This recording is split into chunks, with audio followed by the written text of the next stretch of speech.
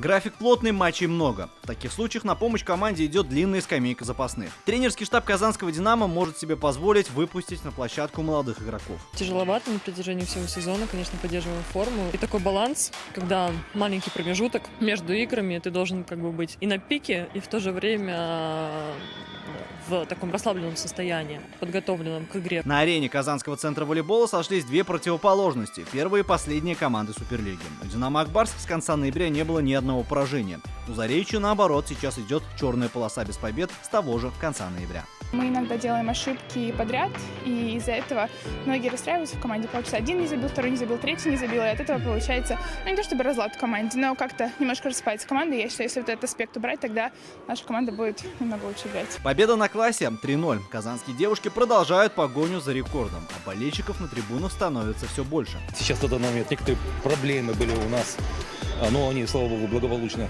разрешились. И сейчас, в принципе, все в строю. Вот так вот. На данный момент мы все готовы к работе, к тому, чтобы уже готовиться к нашему матчу. Чемпионат России, он же титульный матч, да, за Суперкубок. Следующая игра пройдет на выезде против «Локомотива» из Калининграда. А в начале февраля запланирован матч в рамках Лиги чемпионов. В гости пожалует турецкий Фенербахче. Алмаз Гафиатов, ТНВ, Казань.